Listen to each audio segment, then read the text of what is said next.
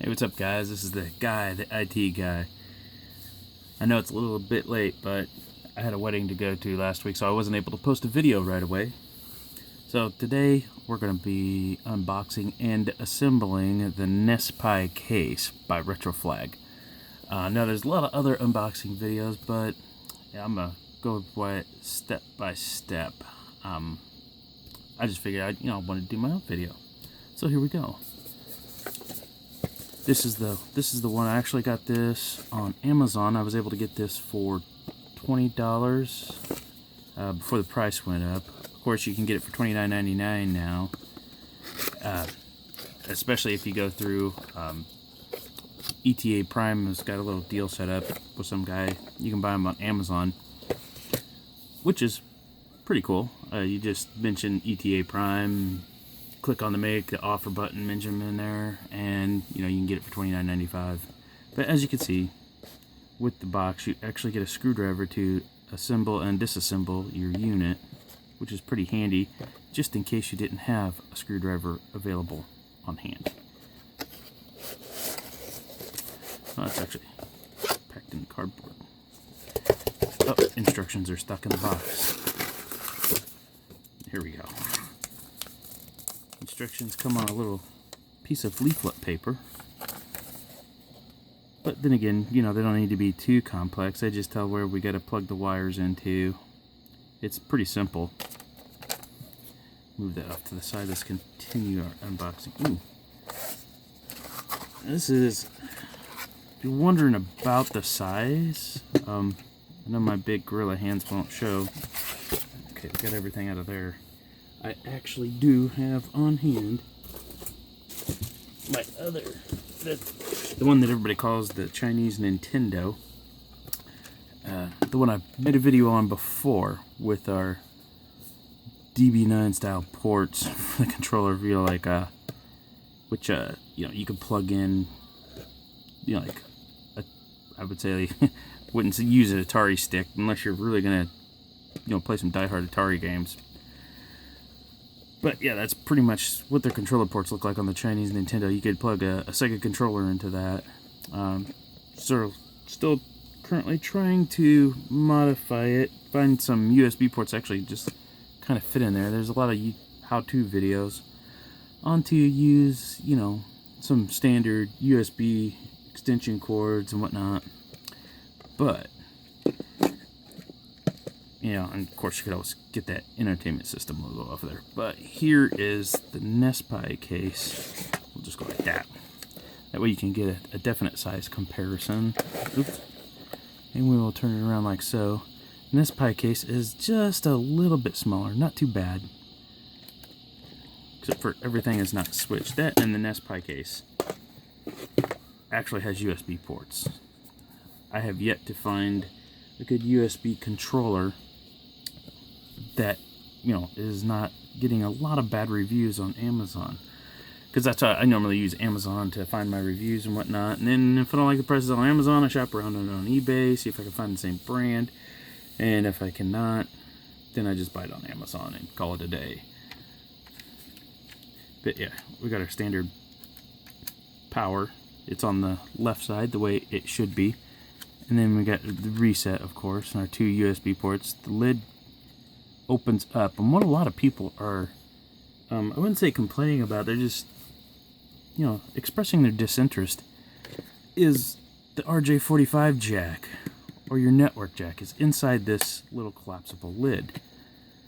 And, of course, not to knock them down or anything, but what a lot of people are not understanding, because I'm coming from an IT perspective, because I'm an IT systems administrator at a global-wide chemical company where we make shampoo products, synthetic motor oils, hair conditioner, laundry, like laundry detergent, and then the laundry softener. Not gonna throw any brands out there or anything, but.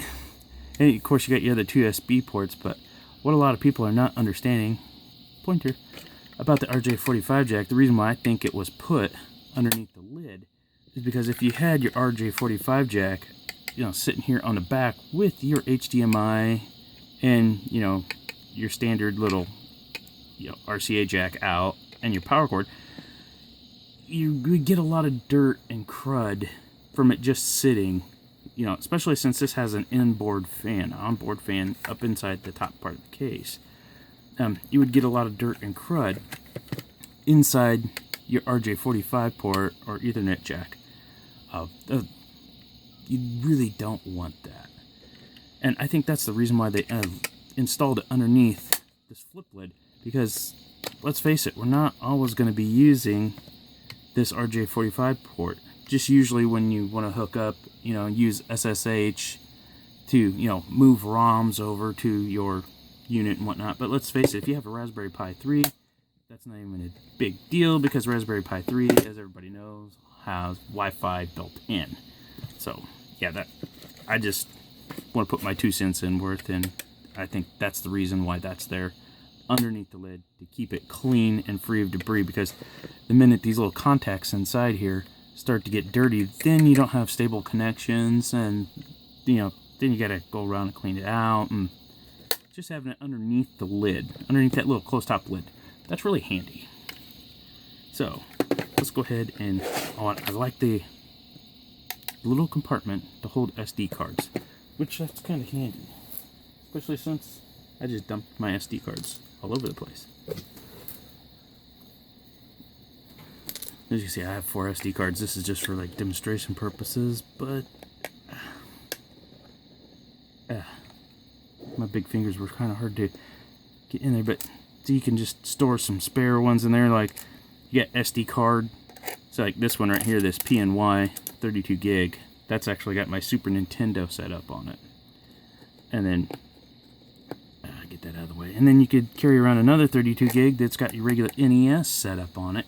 So that way you have all your NES ROMs and your NES OS sitting on that. And you can just stick it down in there, so that way you don't have to worry about losing your SD cards when you take it to like a friend's house or a relative's house, or you have to get called into work or something, after hours. And that just clips in there, and that's one thing I never seen anybody do. This thing really will not fall out. You have to push both pins to even get the trapdoor to come off, and then pull out your SD cards. But I'm going to leave that off in a moment, so that way I do not get that all up in the way. And let's go ahead and open this up. I do have a Raspberry Pi all set to go. Pulled that out. This is my 64 gig card. This is the one I use for Cody. And I actually have some movies that I've loaded up on it. But yeah, all ready to go with that. And it's a Raspberry Pi 3 with the Wi-Fi, of course. So this will be an interesting little build here. Hopefully I can keep it down under 40 minutes. My last one was pretty far up there. It was a good 40 minutes long. And I don't even feel the screws have bit. Oh, well, okay, alright. Apparently, I thought the screws were, you could tell I really just freshly unboxed this. The screws were not even in place. I'm such a noob. Screws are actually in a baggie, all ready to go for the install, which is nice. Oh, and here we got, it's a sticker sheet of some sorts. Let's move the hardware out of the way here. And turn it right side up. And it states, please pay close attention here. If any of the 2 wires is put in any different slot, it will cause serious damage to the system. Which, yeah, it will. You don't want that. Yeah. And it's pretty much got a graphic right here on where to put your little power rail. Which, they pretty much show right where it belongs. Right up there at the end of your GPIO headers. Okay, and then here is the inside of the base, which you got your standard little USB. I kind of like how that is. Nice and flexible. It's not going to be too bunched up. You get your RJ45 jack lead that goes up to your RJ45 jack that hides underneath the little trapdoor. Then here's your power cord lead. And that, obviously, that all winds back up here on the top here.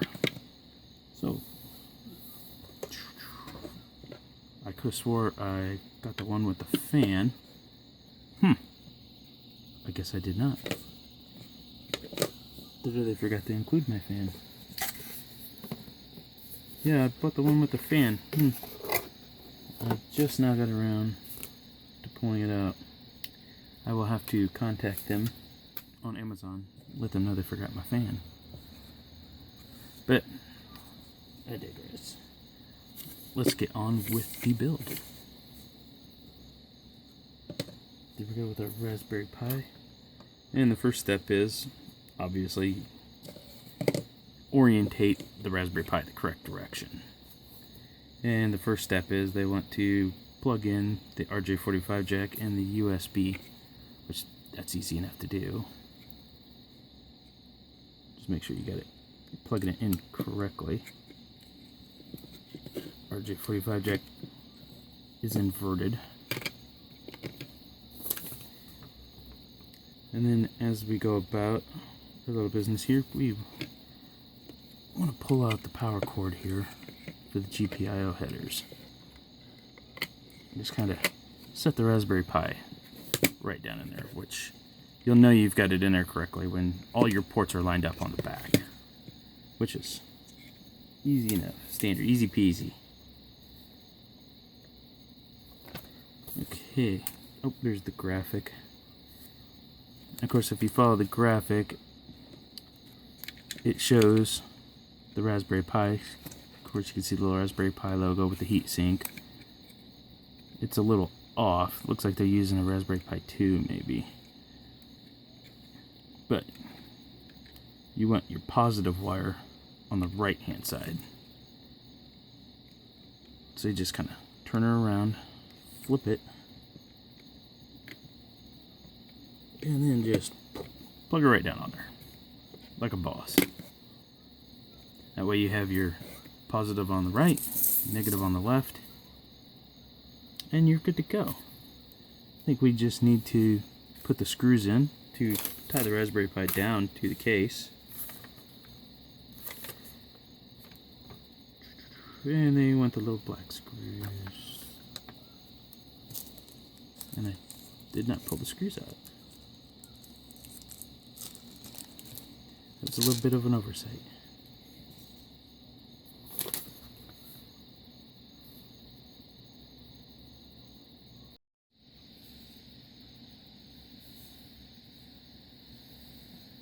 Okay, a little bit of a delay there, but we have a total of 8 screws.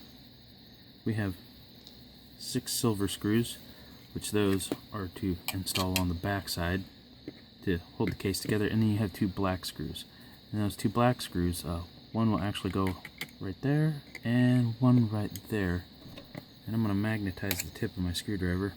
Sounds a little insane, but I find it to help me pick up the screws easily. I'm just using a remote for my air conditioner, which I don't need to use right now because it is a balmy 60 degrees outside right now. So I got my window open. Hopefully the crickets are not too loud for anybody. As it is. Oh, she is not wanting to go in there. There we go, reverse out.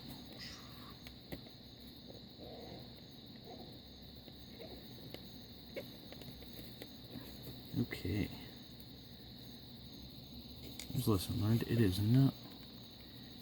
It's all lined up. She's just not wanting to go in there. Maybe I'll try the other one first here. Well, it looks like they're self-tapping screws. Let's see if I can get it in the hole.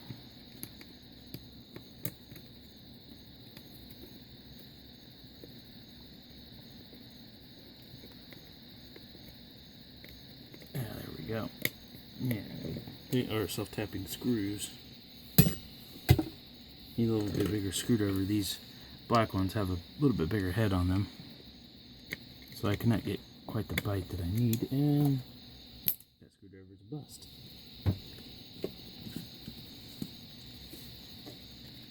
Okay, got that one all the way down. I do believe so. Let me double check. Nah, it fits in there.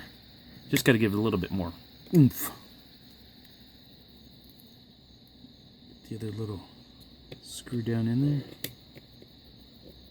Yeah, they are self-tapping, so you just gotta, at least I feel like they are. They had a pretty good wide thread on them. So, since I had a wide thread on them, I'm just gonna back them out just to be on the safe side. Yeah, backed it out. It went in there. I'd say it's threaded down about halfway, and then you just have to kind of thread it down the rest of the way, but be careful not to tighten it too much. You don't want to crack your PCB board for your Raspberry Pi. You don't want to crack that, because if you crack it, you could break a lead on the back, and then you're out a Raspberry Pi board, and then you have to buy a whole new one. I mean, granted, yeah, they're only 35 bucks, but even I'm like, oh, I'm not gonna buy a new one. I would really hate to have to do that. Okay, time to install the case. I mean, granted, even though I do not have a fan, I'm not worried about it too much. There is ventilation. You know, it's kind of hard to see. I don't have a flashlight to shine up underneath it, but if you turn it at a right angle, you can see that there is ventilation coming up through the top ports here. That and air can come in through there, but let's face it, if you're building a NES Pi case, you're not going to be running any intensive things, you know, like Nintendo 64, because like, if you're like me, you're basically going to put regular NES style games on it. You know, maybe a Super Nintendo game or two, but probably, you know, mine's just going to run basic NES games. I don't want to run anything that runs a 4-button configuration, because I'm going to use regular NES style USB controllers. I don't want to go overboard. This is just my solution to the little whole, how would you say, the NES Classic fiasco, which I was not a big enjoyment of. And then the SNES sold out within literally a matter of like, I think it was like 5 minutes. It was ridiculous. No, hardly anybody. These screws are kind of small for my big fingers to pick up. But yeah, I'm just gonna drop all the screws in there and then go at it from there. But yeah, basically it was, I wasn't even able to get it SNES Classic, but I got around that anyway, because in one of my previous videos I built my own SNES Classic, which, you know, I really like it. I've been playing SimCity a lot. Like, you would not even know. I didn't even know I missed that game until and with the image ROM, I just went and started digging in, snooping through all the games, and lo and behold, there was SimCity. Man, I just fired that beauty up. I love SimCity. It is a classic game. Of course, there's found a video one time, a couple weeks ago, about the whole history of SimCity. Apparently, it was I'm probably going to get this wrong, but it was like originally on an Amiga or something like that, or Z Spectrum. I could be completely wrong. And being a fan of SimCity, I should really go back and research it and find out, but I really don't care at this moment. That seems kind of course and whatnot, but yeah, I just really like playing,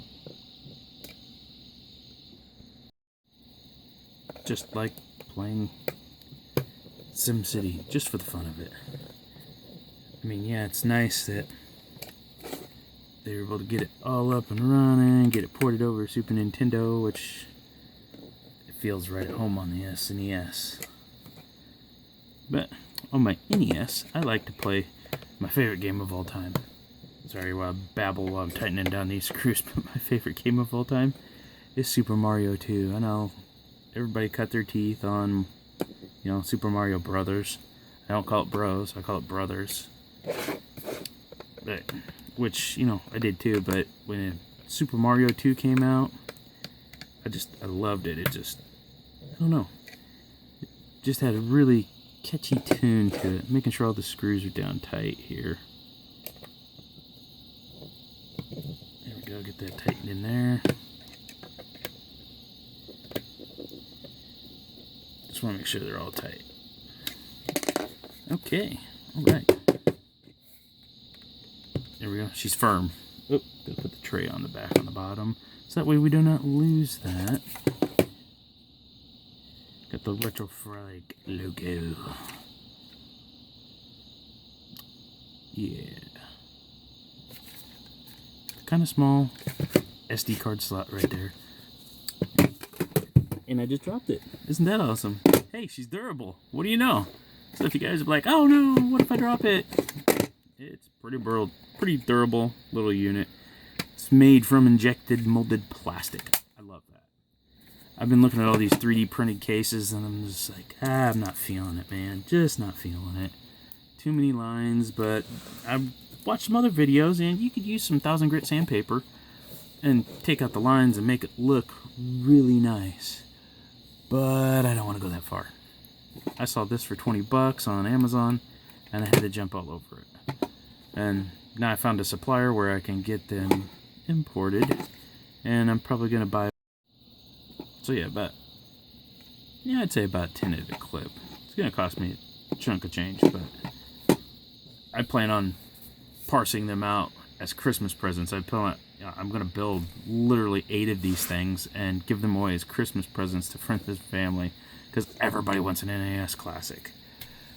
So, on to the next step. I'm going to power it up and see if this LED light powers up. See if I did everything correctly. Oops, a little shaky there. Okay, time to power this up. Make sure that our power light does turn on. And a moment of truth. Oh, there we go. That means I've got everything hooked up and running properly. Still love that flip top lid. That's realistic. And it's really nice tight action. And let's see what the reset button does. Probably don't want to do that though. Want to put some script or some code in there. So that way when you hit that, it doesn't corrupt your SD card.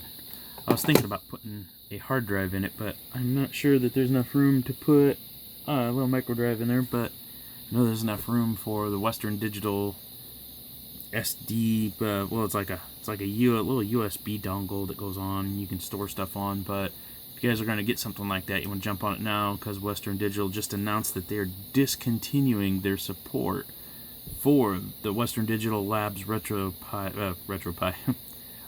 Pi lineup. So they're selling out of their stuff. But go ahead and comment below. Y'all go ahead and like the video.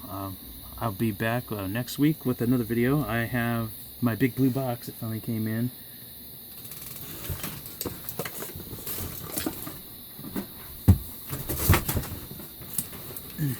And this thing is monstrous. It takes up my whole field of view here.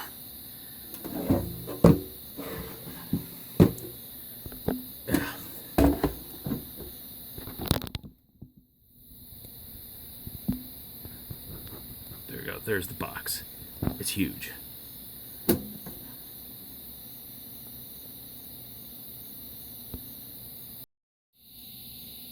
So yeah, if you like the video, go ahead and give me a thumbs up down at the bottom. Big thumbs up. 2.